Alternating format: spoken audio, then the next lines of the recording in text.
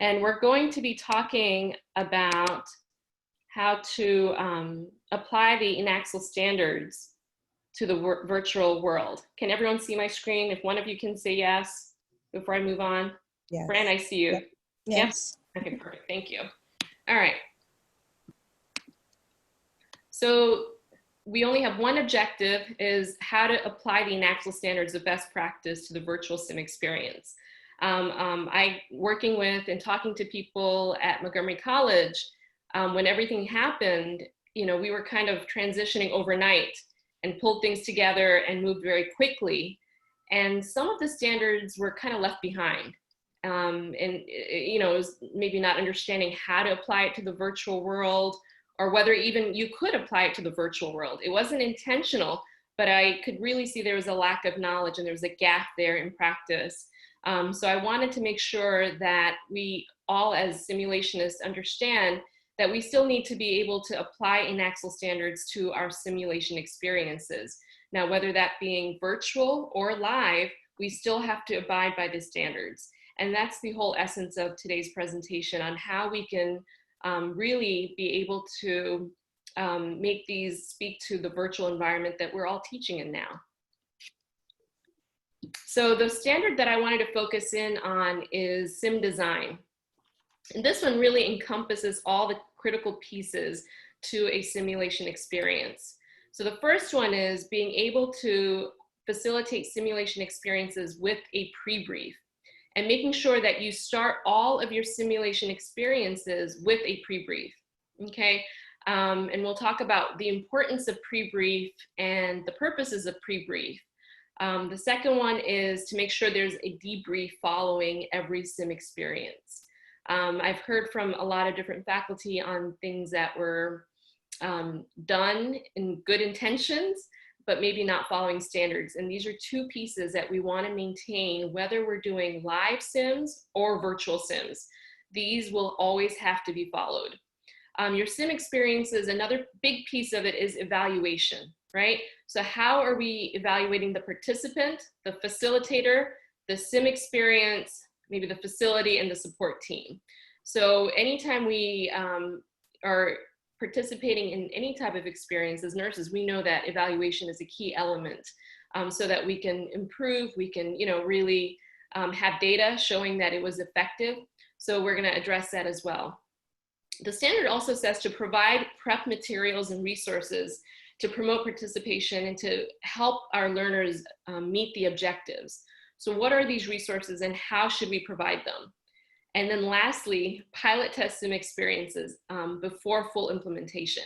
So how do we do this in the virtual environment? Is a pilot test needed? I think all of us know that it's a critical element to having successful sim experiences when we're speaking of the live experience. But is this also something that applies to a virtual world? So those are the things that we will be talking about in the next few minutes. So let's address pre-briefing. This is a piece that a lot of people seem to look over and maybe not understand the importance of this segment to having a successful sim experience. And I know, speaking from MC, I think a lot of folks didn't really understand when to do it, how to do it, and whether they really needed to. I want to emphasize that a pre-brief is essential to having an effective sim experience, whether that is virtual or live. So I've done some lit reviews, and, you know, there's been some wonderful literature out there on providing best practice on pre-briefing in a virtual environment. So what we've recommended is that you make sure that there is a synchronous pre-brief that occurs before your students engage in their virtual environment. Is that clear? So that whether you want to meet them on a Monday morning through a Zoom meeting and have a synchronous pre-brief, and then you let them go, and, you know, I know people most likely will facilitate their actual sim experience. The students will engage at different points. It might not all happen at the same time, but you want to make sure you have a synchronous pre-brief, okay? There is also some literature, and I think this might work as well, I think we've talked about this before, is having a combination of synchronous and asynchronous pre-brief. So this might be beneficial if you have a variety of experienced simulation or experienced faculty facilitating sims, and you want to create some form of standardization. So let's say you're the sim expert in your team and you want to create a video that will introduce key elements of the simulation. And you can do that, and that can be asynchronous. They can view it, you can share it within your team, and everyone can post it onto their learning platform, and all the students will have access. They will have a standardized, maybe standardized intro into their scenario that will go along with the synchronous pre-brief. It does not replace the synchronous pre-brief, it would supplement it. So that might be something that you want to look at your facility, where you have an expert who wants to introduce the content, talk a little bit about it, and then the group will still meet and have a synchronous pre-brief. So we'll talk about the purpose of pre-brief and why it's so essential. So especially in the learning environment, you want to share the context. Make sure students understand why they are participating in this virtual world or virtual learning experience. Because they might not see it as, some of them I've heard see it as a gaming experience, and they might not understand the seriousness of it, right? This is their clinical experience. You want them to gain these key objectives. You want them to attain this piece of knowledge, and really share with them why they're doing it, why they're engaging, what you want them to get out of this experience. You want to make sure you create a safe environment. And I know this was discussed extensively for a live setting, but now we're talking about a virtual environment. And having participated in multiple meetings with faculty, with students, with peers in a virtual environment, I have to say this is so important. If your students do not feel safe in this virtual environment, they are not going to share their knowledge gaps, their questions, their thoughts. You're just not going to get honest feedback from them, right? So you want to take some time to create a safe environment and be very intentional about it. Are you creating clinical groups that are 16 to a group? Can you create a safe environment with 16 learners on a Zoom meeting? Is that possible? So literature really says limit it to at least the max being 10. And I think 10 is even pushing it. So having smaller group sizes, having a space where that they can hear you, you can hear them, setting some ground rules on how to communicate so everyone can communicate, maybe sharing with them that you expect everyone to provide feedback, so you don't have one student in the back kind of being quiet, right? So take a lot of time and be very intentional in creating the safe environment virtually. And it is very different to have a virtual platform versus live conversations. So you do have to make sure your students are feeling comfortable and are able to be vulnerable in this space. Orientation. So usually when we talk about orientation, we take them to our sim center, we orient them to the equipment and make sure they're able to, understand what's expected and things of that nature. Well, orientation to a virtual environment is very similar. Are they comfortable using the technology? Are students able to navigate through this learning platform easily? And some might not. So can you provide an orientation for them at the start of the semester, at the start of the session, whenever? Or are you going to set, some time aside for them to have these questions answered for them? So orient them to the virtual environment. Make sure they understand even maybe something as simple as doing a video and showing them how to get to these pieces, how to navigate through, okay? And then expectations. What are your expectations for them? Do you want them to be dressed in your clinical uniform when they attend your synchronous meetings? Do you want them to have their lab coat? What are your expectations? Be very clear, because what you might think as an educator is a given is not the same for them, because now they're at their home settings, right? They're at their kitchen tables, maybe with their dog next to them, so they're very comfortable. And it might not always seem like a learning environment for them. So clearly spell out what your expectations are expected of them. This would be a good thing to have faculty discussion on at your schools, within your programs, within your courses, and have a shared mental model so that students are receiving consistent instruction and they are able to comply very easily, okay? Review objectives of the scenario. We know that objectives drive the sim scenario. So in your pre-brief, you need to really identify, highlight these objectives for them so they understand what's expected and what they should be learning. really spell out the time frame. You know, how long do you expect them to be in pre-briefing? When is it scheduled?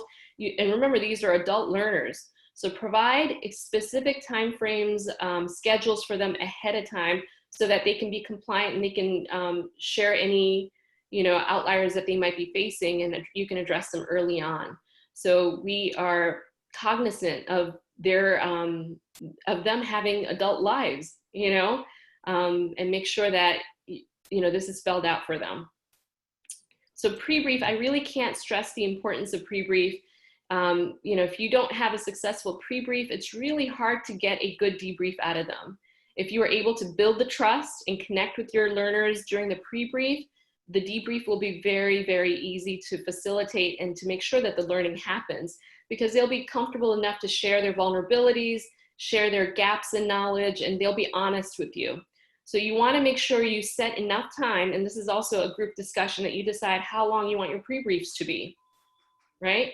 You know, what's expected of your program, what's expected of your course, but it is an essential element.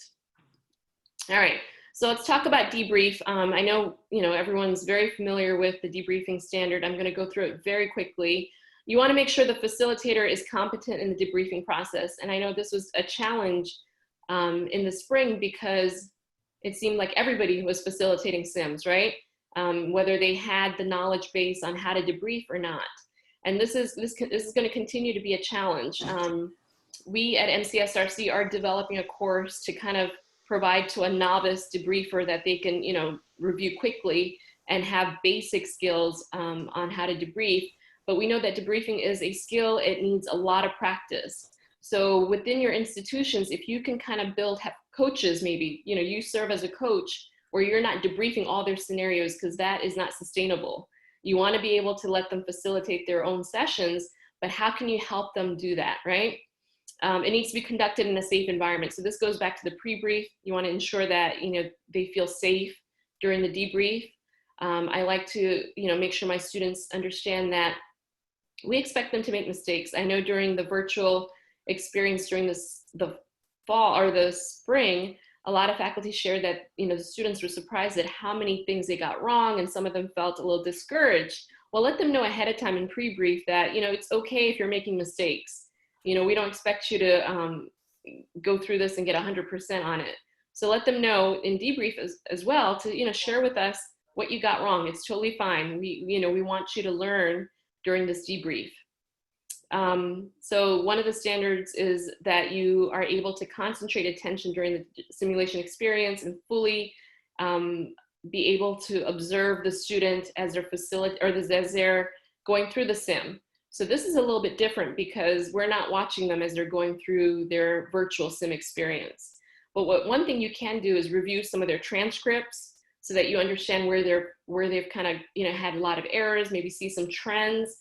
And that's, you know, some products will allow you to do that. Use of a theory-based debriefing method. This does not change whether you are virtual or live. We want you to use a theory-based debriefing method. There are a few really good ones out there. I know we've highlighted a few, but if you have not adopted a theory-based debriefing method as a program, I encourage you to do that. It is very beneficial to the student as well as the faculty, okay? And you want to make sure if you have adopted it that you are utilizing it to its full capacity. Just because you're virtual doesn't mean that you don't use a theory-based debriefing method, right? And then all of your debriefing should be really congruent with objectives and outcomes. Debriefing is driven by your objectives and outcomes, and that does not change, okay? So what we've seen to work really well for the virtual environment is to have a combination debriefing. And there's some literature out there that, you know, really describes this well, but a combination is where you have the students complete an asynchronous self-debrief because they are doing their simulations at different points of time. It's really not feasible to have a debrief session right after the sim experience. And honestly, that's what we INACSL wants you to do, is to have the debrief following a sim experience. Because we're limited in that ability, we're asking students to do a self-debrief. If you are using the virtual sim product, they have reflection questions at the end of the product. So that could be what they use to complete their self-reflection, right? So they need to do that right after they complete their sim experience. That is the self-debrief part. Now that they've done that, they're able to, and literature, students have shared in literature that, it was very helpful to be able to do this and not have any other input and just really reflect on their own experience. Now that they've done that, you want to make sure you have a group synchronous debrief. So, look at your schedule and figure out when you're going to do it. You want to make sure you share that information with your students ahead of time so that all of them have completed their sim experience and they're coming to this group debrief with their self-debrief completed. So when you do the group debrief, you're using your theory-based debriefing method and your students are having the reflection questions with them so that it can kind of help draw back their experience and help guide their discussion. And that seems to work really well. Any questions on that? So combination debrief where you have synchronous and asynchronous. Now, if you are not using a product that has built-in reflection questions, this is something that you want to develop. You want to assign them with some key reflection questions for them to complete at the end of a sim experience. Okay? And I think this will really, and I have heard feedback from folks at MC that this worked really well for them and the debriefing session was very effective. All right, so now the evaluation. And this is a key element, and I know it seems like, wow, we have so much to do. Do we really need to do the evaluation piece? And you really, really do want to. You want to make sure what you are facilitating is effective. You're spending so much time and energy in doing this, and students are doing the same. You want to make sure you capture the data, right? So for student evaluation, I think at this point, most of us are doing formative evaluation. So that's an easy one. We're doing that with debrief, right? Formative evaluation is pretty much making sure your learners are able to meet their objectives by the end of the debriefing session. You're just helping them meet those objectives, okay? Now for the facilitator evaluation, there are a lot of tools out there. And because we as facilitators are in a new element of facilitating sims via virtual, you wanna make sure you start collecting some evaluation. Where are some areas that you could improve upon? What are some of your strengths? What things need to be tweaked? You really want to have that information. So we are recommending that you use the DASH tool. The DASH tool is out of Harvard, the Center for Simulation Education, or Center for Medical Simulation. And they have the long form, the short form. They have a DASH tool for instructors. They have the DASH tool for students. I would encourage you to do the long form, because it really gives you more information on how to improve your debriefing skill. And that's the whole purpose of the DASH tool. So this is not a punitive process. This is not telling someone that they're not doing a good job.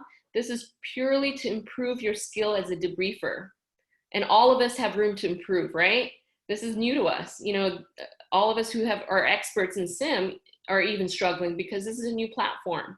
So we want to have this feedback so we can improve upon, okay? And then the sim experience, is it effective? Are students able to learn in this platform? So the SET-M by Dr. Layton is a great tool that was modified as things were unraveling in March and April. And it's very specific for the virtual world. So that's a great tool for you to use to kind of evaluate the whole experience. If you have trouble finding these tools, feel free to email me. I can send you links to them and help you be more familiar with them. Okay. So resources for sim. Remember, the standard said to provide resources to help students meet the objectives. So you want to make sure whatever resources you're providing, it could be a video, it could be an article you want them to read, it could be a website you want them to look at. You want to make sure you provide it in advance. And then you want to post it onto your learning platform. So if you don't have a learning platform that you're utilizing, you want to really start looking into that and making sure you're using it to its maximum capacity, because we're not able to meet them like we normally would. So we need to be able to communicate and share any resources that we might have, any quick things that you want to provide them in a virtual platform. And then you want to be consistent. Students are adult learners, but they thrive on being able to know where the information is. So if you're posting everything on a Monday, let them know and be consistent about it. I know we want them to go back and check their emails and their learning platforms all the time, but if we build in some consistencies, it will make it smoother for our learners. Okay, so as you're thinking about what resources to build and how to provide that, kind of follow these steps. All right, the last thing is pilot testing the sim experience. So we know that this is very important for a live experience. So do we need to do this for a virtual experience? So the answer is yes, right? And how do we do it? So the way I would encourage you to do it is have instructor access or student access to whichever product you're using and go through the sim as if you were the student. Really understand what decisions they're being asked to make, what challenges might be there, what are some strengths of the program. And I've talked to a few folks at MC and they found this to be so beneficial to be able to go through the sim prior to having the students go through it, so that you can kind of prep them a little bit. You can let them know if there's any glitches in the program, and you also are able to understand what they are experiencing. So this pilot test before the sim experience is still applicable in the virtual environment. It does take a little bit of the facilitator's time, but I think you really have to do that in order to understand your students' experience. Good? Any questions? And I'm going to come out of this so I can see everyone. But here's some references, and a lot of these articles we looked at during our journal club meetings over the spring. And I can share these with you at a later time. Just send me a quick email. I'm going to stop sharing.